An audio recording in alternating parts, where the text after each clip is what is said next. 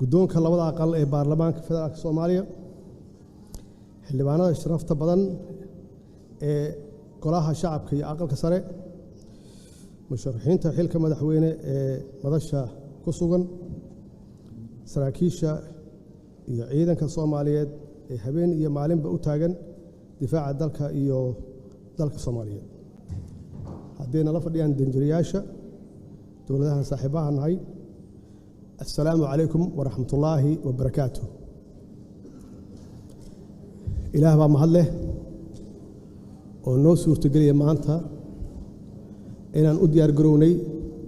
doorashadii muddada dheer aan sugaynay oo ku astaysan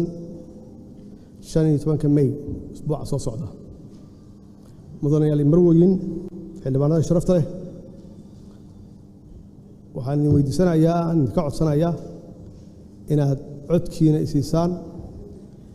inaad u heelisaan isbedel doonka inaad u heelisaan dowlad wanaagga oo ku dhisan la dagaalanka musuqmaasuqa iyo wadaniyadda patriotismka waxaad haysataan barnaamijkii isbedel doonka socda waxaan rabaa inaan ka taabto xagee ka yimid isbedel doonku wuxuu ka yimid waxa la yiraahdo isbedel doonka fadhiidka ayuu ka yimid oo taariikhdeena ku suntan aan soo aragnay khibradeena markaan kaashanana muddooyinkii la soo dhaafay aan ognahay wixii dalkan soo maray saad ogtihiinba isbedel doonka socda ama isbedelka socda wuxuu ka bilowdaa waqtiyadan hadda aan joogno doorashada ah waxaa dhasha ama aad doorataan madaxweyne cusub madaxweynahaas cusub ma yaqaano waxa adduunka uga soo horeeya waxaase muhiim ah inaan idin sheego waxa uga soo horeeya laba arrimood oo muhiim ah inaan ogaano ama aad ogtihiinba waxa uga soo horeeya la dagaalanka shabaab iyo cadowga shabaab oo ah argagixiso international ah iyo faragelin shisheeye oo dowlado qaar ay ajenda u tahay Soomaaliya inaysan cagaheeda ku istaagin qofkaas cusub intaas soo nogeyn yaa wuxuu bilowdaa hawlihiisii kale in uu magacaawdo xukuumaddiisa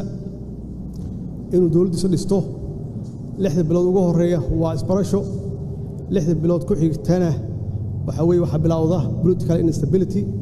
xasilooni la'aan siyaasadeed bilaabata halkaas waxa ku kala qaybsama golaha shacabka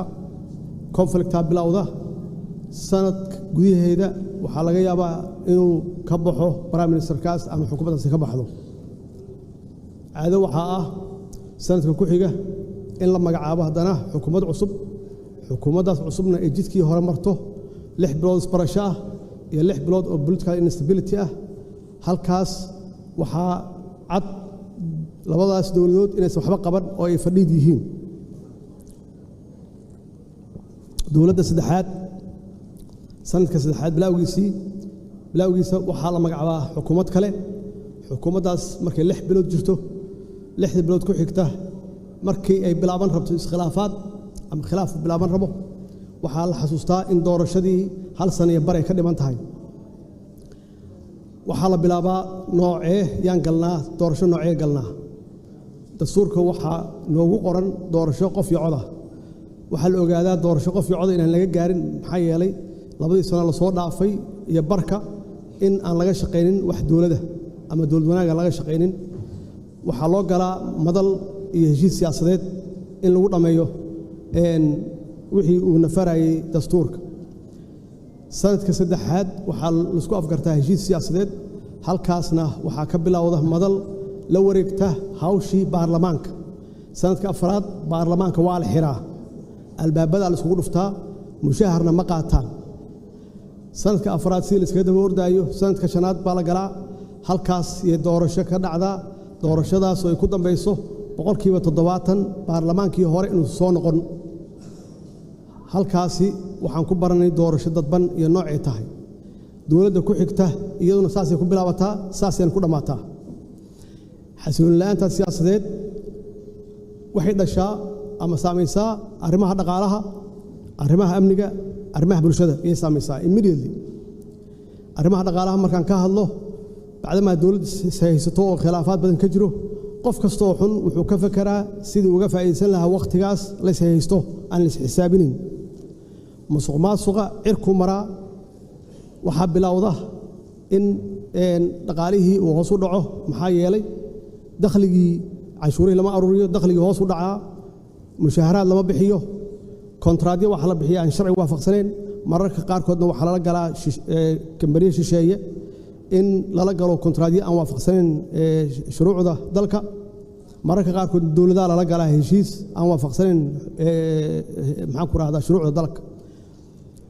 bacdama dhaqaalaan ka hadlayno World Bank iyo IMF-ka iyo African Development Bank dee lama shaqayn karto system ama dowlad aan xasiloonayn musuqmaasuq kaliya musuqmaasuq uu hareeyay halkaas waxaa dhamaaday wada shaqaynta IMF-ka iyo World Bank markii dhaqaaluhu saas u xun yahayna markiiba waxay saamaysaa arrimaha amniga iyo saamaysaa arrimaha amniga musuqmaasuqa waa galaa ilaa systemko dhan yaa wuxuu yahay system fashilmay oo fadhiida ciidamada waxaa gala musuqmaasuq markiibana waxaa bilowda in aan mushaaraadka la bixin iyagoo awalba mushaaraad fiican aan qaadanayn ciidanka qalabka sida iyaguna waxay sameeyaan bacdama faamiliyo xaasas iyo reer iyo caruur ay leeyihiin waxay bilaabaan waxay ahayaan inay iibiyaan ama ciidanka ka tagaan ama agaga ay baneeyaan bakhaaradii hubka yaalay suuqa la keenaa waxa weeye waxa ka faa'iideysta cid alla cidii xasilooni la'aanta siyaasadeed ama ka faa'iideysanaysa iyo nabadgelyada ay koow ka tahay shabaab iyo dadka oo qaata hubkii oo marka dambana ay ku dhamaato qabiiladii dagaal inuu ka dhaco dhexdoodii arms embargo waana lagu adkeeyaa maxaa yeelay dee waxaan nahay dowlad fowda ah chapter 7-kana waa sii soconay way sii socotaa arrimaha bulshadana saas u saamaysaa shacabku waa qalbi jaban yihiin bacdama dowladdeedii ay haystaan horumar inaba hayaraatay aysan arkaynin musuqmaasuq uu baahsan yahay waxay noqdaan indifference oo weliba mararka qaarkood dowladda ayay ka soo horjeestaan aniga oo ka faa'iideysanahay khibraddaas waxaan go'aan ku qaatay in aan ka leexdo jidkaas isbeddeldoonka fadhiidka ah aan aado isbeddeldoonka socda haddana ma bilaaban halku dhigaan wuxuu ahaa wax runtii muddo dheer soo socday oo ku dhisnaa khibradda aniga aan leeyahay waxaan go'aan ku qaatay political stability ama xasilooni siyaasadeed dalka inuu galo waxaan uga horeeya xukuumadda aad magacaawdo inay shaqayso muddo dheer taas aad ku wajihi karto fargelinta shisheeye aad ku wajihi karto dagaalkan kula jirno shabaab waxaan siiyey awooddii ugu badnayd xukuumaddii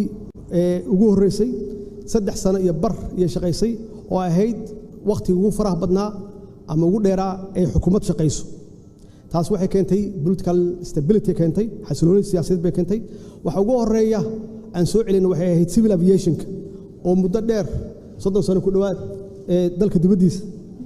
looga shaqeynaya khaasatan magaalada Nairobi ee Kenya waxaan bilownay inaan ka shaqeyno dastuurkii oo meel fiican soo gaarsiinay oo hadda sugaya ilaa la gaaro heshiis siyaasadeed heshiisaasi sugaya la cutubadiisa kulli ay dhamaadeen waxaan aadnay safarro aan ku bixinay Puntland iyo Galmudug halkaas oo dadka Soomaaliyeed aan ku soo boqornay iyo xaaladihii ku jiraan waxaan noo suurtooday inaan dadka Soomaaliyeed ee galkacyo degan aan dib u heshiisiin u sameeyno oo muddo dheer ku dagaalamayay magaaladuna ay kala go'oneyd waxaan ka shaqeynay inaan odayaashii dhaqanka isu keenno oo aan magaalada isu furno dagaal dambana uusan ka dhicin sidaas oo kale magaalada Caabudwaaq 5 qaybood ay u qaybsaneyd 7 sano dadka isuma gudbaynin dib u heshiisiin aan ka sameynay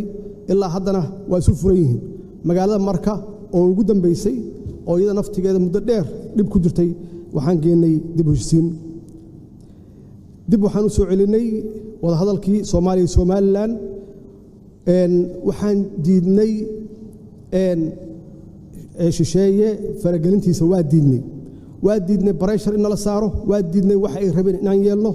maxaa yeelay annaga waxaan loo doortay naloo dhaariyay maslaxadda ummadda Soomaaliyeed iyo danteeda taas waxay keentay inaan ku guuleysanay murankii badda Soomaaliya iyo Kenya u dhaxeeyay muddo dheer kadib waxaan ku guulaysanay UN Human Rights Commission ilaa xaaladda siyaasaddu way degan tahay oo khilaaf ma jiro oo markii labaad naloo doortay waxaan ka shaqeynay oo aad iyo aad aan u soo dhaweynay dalka inuu galo qof iyo cod waad ogtihiin shaqo badan aan qabanay baarlamaanka waa keenay sharciyan keenay waana laga diiday sharci kale keenay kaasoo keenay inaan ku dhammaano doorasho dadban laakiin wax alla wixii awooddeeda ahaa karaankayga ahaa waa gaarnay tan ugu muhiimsanaan rabo inaan xasuusiyo dowladdayda waxay difaacday sharafka iyo karaamada baarlamaanka 5 sano oo aan joogay baarlamaanka marnaba marka laga reebo intii yareed oo doorashada ku jirteen baarlamaanka shaqadiisa waa socotay waa la isku dayay baarlamaanka in la kala diro baarlamaanka waxaan xaqiijiyay mushaharaadkooda inay helaan shaqooyinkoodana si dhammaystiran ay u qabsadaan oo markii ugu horreysay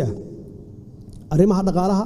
waa la dagaalanay musuqmaasuqa waxaan keennay diiwaangelin shaqaalaha iyo ciidamada qalabka sida waxaan kor u qaadnay dakhligii dalka waxaan si toos ah oo joogto u bixinay mushaharaadkii shaqaalaha iyo ciidamada qalabka sida waxaan joojinay sidii khaldaneed oo lagu bixinayay maxaan ku raahdaa kontraadyada waxaan aad ula shaqeynay si dhow ula shaqeynay World Bankiga iyo IMF-ka iyo African Development Bankiga iyagoo runtiina siiyey oo ay ku mahadsan yihiin siiyey budget support waxay kaloo nagala shaqeeyeen debt relief-ka cafinta deemankii aan qabnay oo aan gaarsiinay ilaa 2 bilyan ku dhawaad in laga cafiyo aan sugayno haddii isbeddelkaanu sii socdo 3 bilyan sanadka soo socda inay naga cafiyaan maxaa yeelay waxay aamineen